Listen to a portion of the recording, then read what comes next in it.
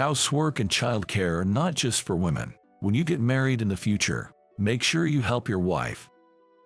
These words have been told to me by my father since I was little. As I grew up, I took these words to heart and supported my wife. Little did I know that it would lead to such an unexpected turn. My name is Michael. Although I'm a man, I don't work and instead dedicate my time to housework and childcare at home. You could say I'm what's known as a stay-at-home dad. In exchange, my wife, Lisa, is a career woman who excels at her job. I grew up in a household where both of my parents worked.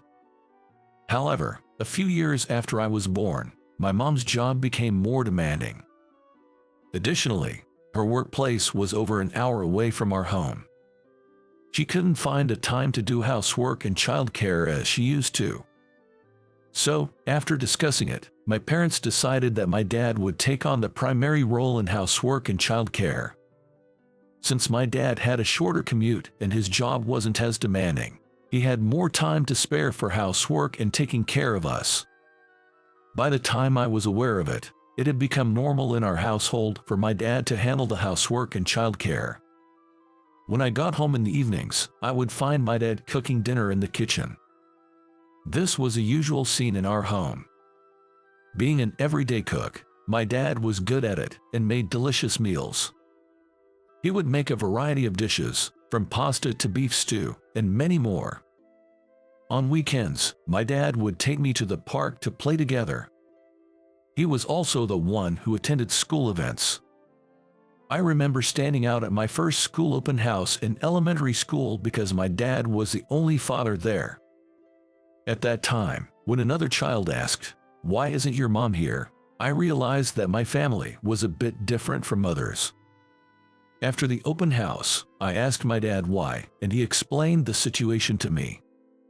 "Your mom couldn't come because of work, but she cares about you a lot, whether it's a man or a woman. It doesn't matter who does the housework and childcare. When you get married in the future, make sure you help your wife," he said with a smile. As a child, I felt that even though my family was different, I was perfectly happy with how things were. I never wished to change or dislike my family. Although my mom was always busy, she would take us to amusement parks or zoos on her rare days off. I could clearly feel my mom's love for me. As I got older, I was asked to help with the housework. In today's world, it's good for men to know how to do housework. Knowing how to do household chores will never be a disadvantage in the future. When I was told that, I thought becoming independent was still a long way off, and it seemed like a hassle. Back then, playing with friends was definitely more fun. But I had to do it because my dad developed back pain. Once I started doing it, I realized how hard housework was. There were endless tasks like laundry and cleaning. I realized that each task had its own set of procedures that I needed to remember. Moreover, I noticed that it required quite a bit of physical effort. I was in charge of cleaning and laundry, and I found cleaning to be particularly tiring. The idea that indoor tasks would be easy was quickly dispelled. For the first week of helping out, I was overwhelmed just by completing the tasks assigned to me. It amazed me that my dad had been doing this heavy labor every day. To be honest, housework was nothing but a pain for me at that time. I just wanted to finish quickly and go out to play. That was when I realized. I've never heard Dad complain about housework being hard. Maybe it's not tough for him, I wondered. When I actually asked my dad, he shook his head and said, "Yes, housework is hard for me too. When I first started, I wasn't good at it and often burned the food. It ended up making your mom worry more." "So why did you keep doing it?" "Because I wanted to support Mom. She works really hard at her company. Naturally, she's exhausted when she comes home. I wanted to help her out even just a little. If I do the housework, it reduces Mom's burden. You like Mom, don't you, Michael? If you try hard, it will make Mom happy." "Got it. I'll try to do it with that mindset." From then on, I changed my attitude and started doing housework more diligently. Even the toilet cleaning, which I disliked the most, I tried to do as carefully as possible. Then, I realized that I felt a sense of accomplishment when I finished. Looking at the clean toilet made me feel refreshed. Doing housework properly feels good, I thought. Thus, while it was tough, I started to find joy in doing housework and became more proactive in helping out. My dad thanked me, saying, "It really helps that you have been helping out more lately." It seems like Mom also heard about my efforts from Dad. "You helping out shows how much you've grown. Thank you." I was very happy when I was told this. I became even more motivated to do housework, especially cooking, which I got really into. Dad always did the cooking because it involved using knives and fire, and it was considered difficult. But I wanted to make Mom happy by cooking for her birthday, so I asked Dad for help. Dad agreed to help if it was for that reason. The dish I made was spaghetti. It's Mom's favorite and easy for beginners to make. My only experience with a knife was a little bit in home economics class, so Dad had to teach me everything step by step. Cutting the vegetables was hard, but I managed to finish it without any major mistakes. As I plated the dish and waited for Mom to come home, she arrived shortly after. "Happy birthday." I greeted her with celebratory words, and she was very happy. "Today's meal is your favorite spaghetti. Guess who made it?" When Dad asked, Mom looked surprised. "Could it be Michael made it?" "That's right. It's my birthday present to you." When I said that, not only was Mom surprised, but she also had tears in her eyes. "I can't believe it. You used to just play around. This is truly the best birthday present." Receiving such high praise from Mom made me very happy. I'm so glad she's happy. I want to improve my cooking skills and make Mom and Dad happy, I thought. This experience led me to start helping out with cooking. At first, I made relatively simple dishes, but gradually I started making more elaborate meals. By the time I was in middle school, I could handle making dinner on my own. By then, I had also come to love cooking itself. I not only modified recipes Dad taught me but also created original dishes. Gradually, I became interested in a career related to food, and when I started job hunting in college, I focused on food companies. Fortunately, I got a job at a major food company. Even after joining the company, my love for cooking remained. I made my own lunch every morning and ate it during lunch break. One day, while eating at the office, my colleague Lisa asked me about it. "Hey, who made that lunch for you?" "Oh, I made it myself." "Really? It's so elaborate and has so many different things. I thought maybe your mom made it for you." "I live alone, so it's not my mom," I said with a laugh, and Lisa responded, "That's amazing. I'm not that good at cooking, so I'm a bit jealous. Do you want me to teach you? It's quite easy once you get the hang of it." I sent some recipes I had saved on my phone to Lisa's phone. "Thank you. I'll try making it right away." Lisa said that and left with a happy look.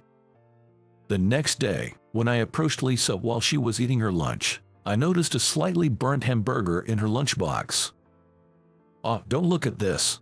Lisa quickly hid her lunchbox when she saw me. Sorry. I followed the recipe you gave me, but I ended up burning it. The taste is also bland. Can I watch you cook next time? I want to get a little better at cooking." Sure." I was surprised by the sudden request but had no reason to refuse, so I agreed. On our next day off, I invited Lisa to my house and taught her how to make hamburgers. Lisa wasn't very skilled, but she listened to my instructions carefully, and we successfully made the hamburgers. The seasoning was perfect too.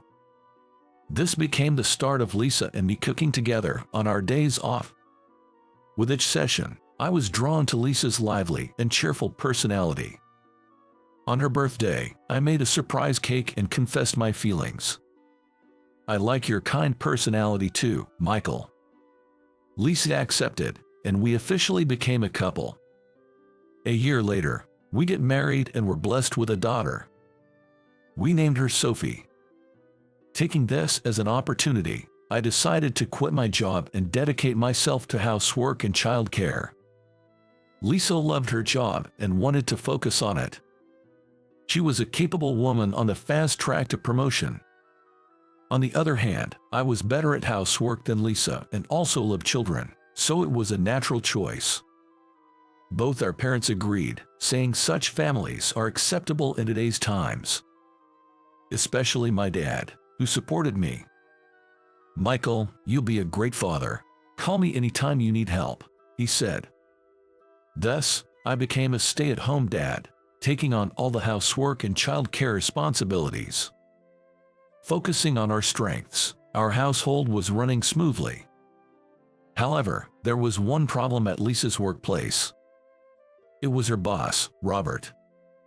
He believed in traditional gender roles, thinking men should work outside and women should take care of the home. Even when I quit my job, though he was from another department, he went out of his way to say, "It's crazy for a man not to work," after hearing rumors. Now, Robert had transferred to Lisa's department.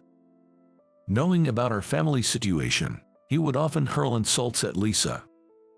Despite assigning her overtime work, he'd say things like, "Women should go home early and do housework." He didn't seem to think highly of working women in general, often making snide remarks to female employees. That man really makes me angry. Lisa would often complain about Robert when she came home. According to her, the worst was during drinking parties.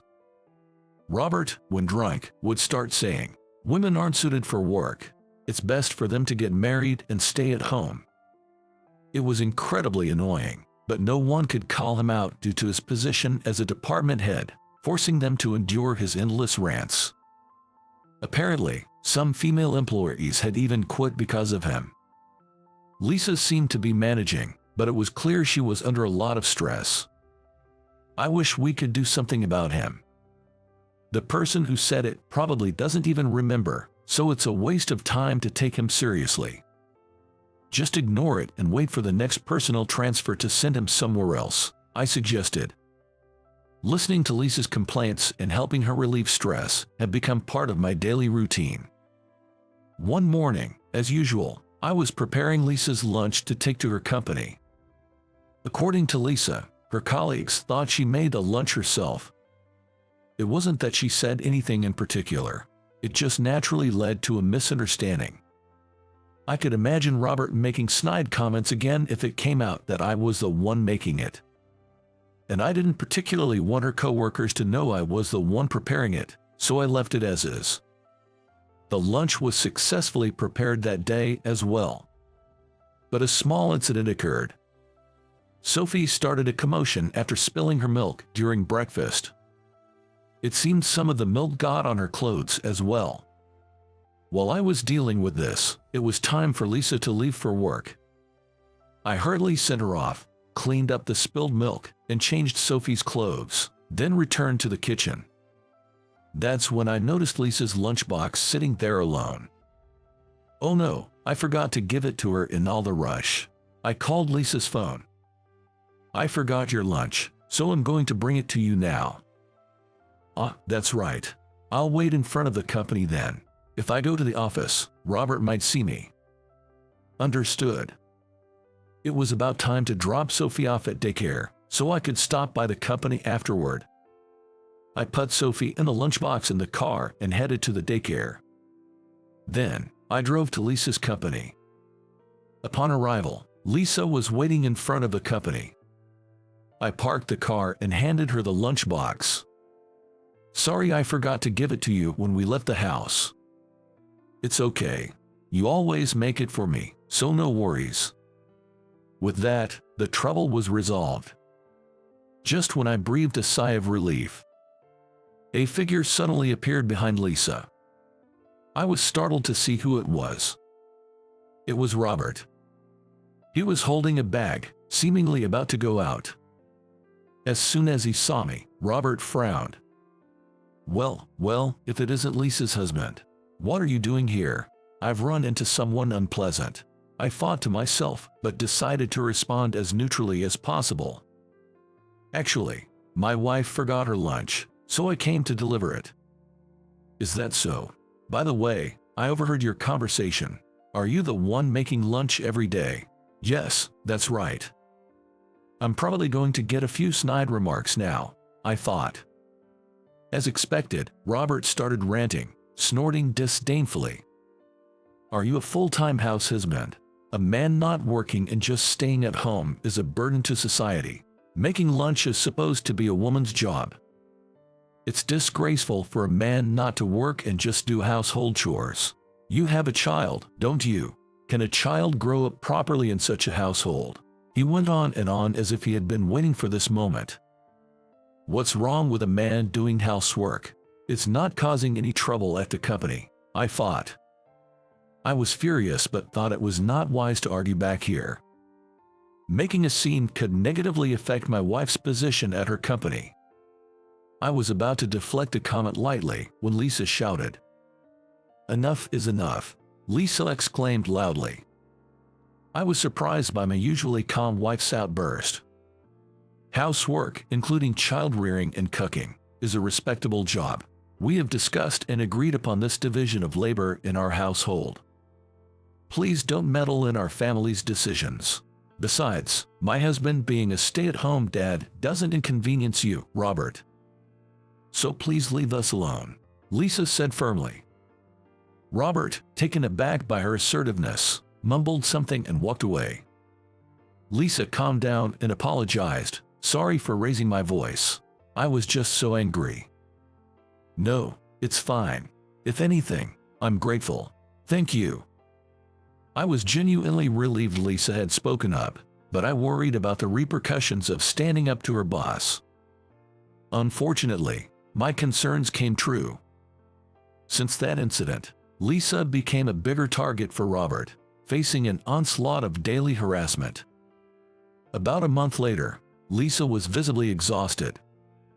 Moreover, it became clear from the newly announced personnel changes that Robert would not be transferred. Why don't you quit the company? We have enough savings, and you can take your time to find a new job. Well, maybe I should. Lisa agreed. However, a significant change occurred shortly after. The company's president was suddenly replaced by a woman. The previous president had fallen ill and could no longer work, leading to this change. The new president, being a woman, implemented a series of reforms from a female perspective. She promoted paternity leave for men and supported female employees in returning to work after pregnancy and childbirth, spreading ideas completely opposite to Robert's. Robert was demoted after a meeting with President Johnson exposed his discriminatory beliefs and history of harassment. Lisa decided against quitting and continued working as before. The company has become so much more comfortable to work for, she said happily. In a few years, the company became popular among women for its positive reputation, and the number of female employees increased. We also started to gain attention as an exemplary couple. As proof, I was interviewed for the company newsletter, where I shared my views on housework and childcare. After the newsletter was published, I became known throughout the company group as a commendable stay-at-home dad. Furthermore, the reputation spread externally. Thankfully, I was approached by the media and started writing a column on childcare and housework in a magazine. Initially anxious, I managed with the editorial team's help. I hope my experiences can help others. My parents were delighted when I informed them. I'm so glad to see you've become a great father. My dad even called and said. Interestingly, there seemed to be a change in Robert too. When Lisa had to meet him for work, he apologized for his previous harassment. After being demoted, he explained the situation to his wife, who left him due to his arrogant attitude. Facing the challenges of housework alone made him realize its difficulty. After convincing his wife to return, he began helping with housework. When he asked me for housework advice, I couldn't believe what was happening. Lisa was amazed. In any case, it's great that things have improved. Our family might be a bit unconventional, but Lisa and I are doing what we love. I want to continue protecting this happy home.